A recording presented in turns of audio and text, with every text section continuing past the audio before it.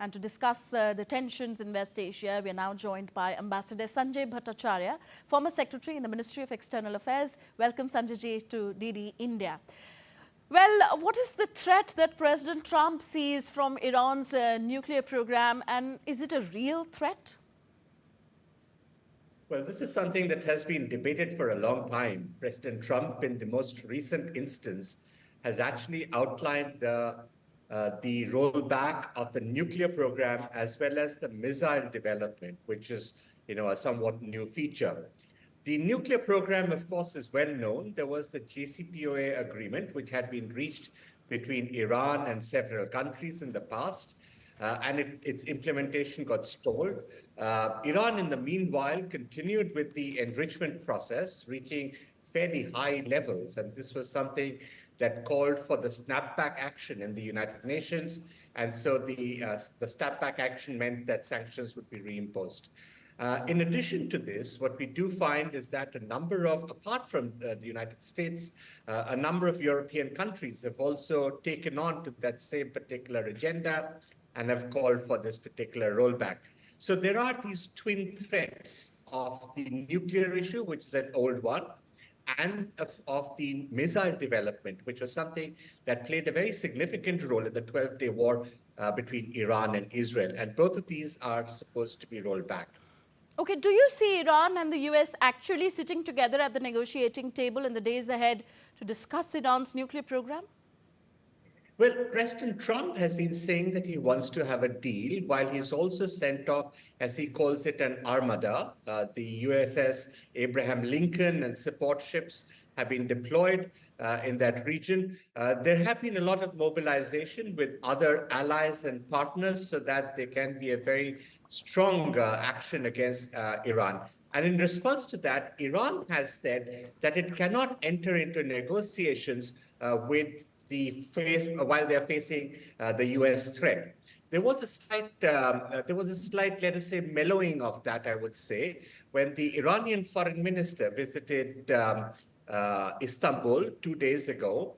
And during that, the Iranian foreign minister with the Turkish foreign minister did say that under favorable terms and under equitable terms, they were willing to engage in negotiations. But I think at this current stage, what we do find is that the US is ratcheting up the pressure.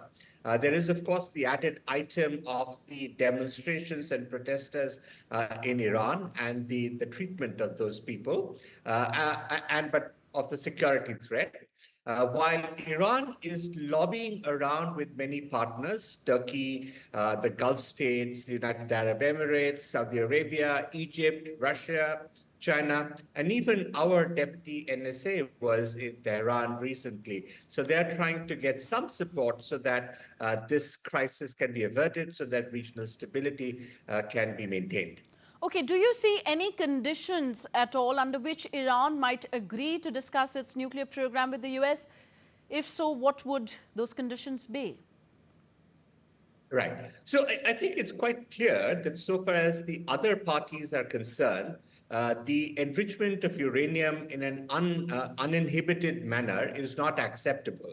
And I think what the Iranians are prepared to do is to go to a JCPOA level, which is the kind of agreement that they were agreeable to in the past. What Trump has actually said is that they would wish to go to a JCPOA plus kind of a level. In other words, more stringent scrutiny of Iran's nuclear activities. I would expect that the Iranians at this current stage, and there have been protests in the country for a long time now, and they've been gathering in momentum and intensity. The Iranians do not wish to engage in a war.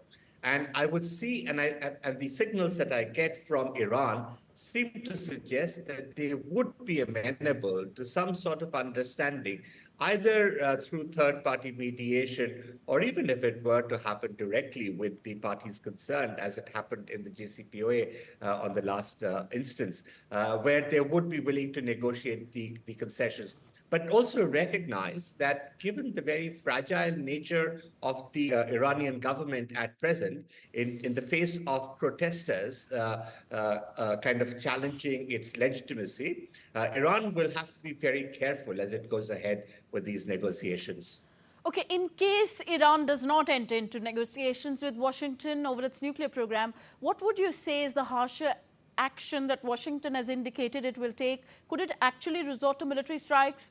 And if so, what would be the targets? Well, President Trump has blown both hot and cold on this particular issue because while he has sent the Armada across, and as you know, it had moved from San Diego to the South China Sea. That particular Armada was deployed over there, and it is now moving towards the Middle East. Iran, noticing that it has come fairly close, has announced that it's going to have 2 days of live fire drills in the Strait of Hormuz. Now, this is a very, very important development. The Americans, the CENTCOM, under which this will come, has reacted and said that if there's any provocative action towards their assets, they will deal with it appropriately.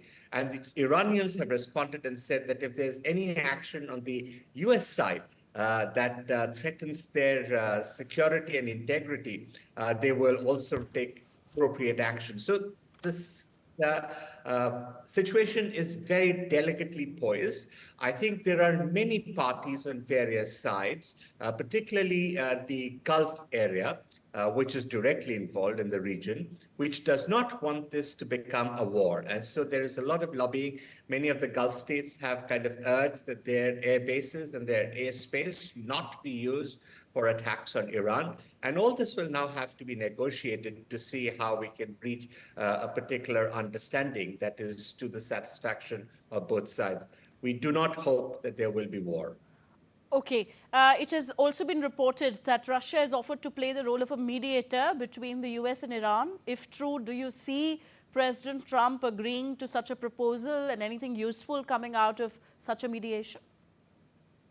Yes, there have been suggestions of mediation. The Russian mediation proposal would perhaps be something that needs to be taken seriously because apart from Russia, the two closest partners that Iran has at this point of time would be Turkey and China.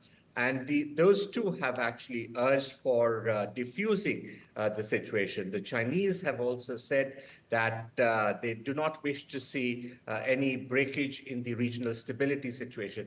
On the Russian proposal in particular, I think this is significant, but we will have to wait and see whether it is followed up with any concrete suggestions and whether the Iranian foreign minister comes out with comments that actually take this forward. I suspect this is going to depend on the kind of US reaction to the call for live fire drills in a more concrete manner that we will then have to see these next steps. Okay, like you mentioned, it's a very delicately poised scenario in West Asia. Thank you very much, Sanjay Bhattacharya ji, for joining us on DD India News Hour.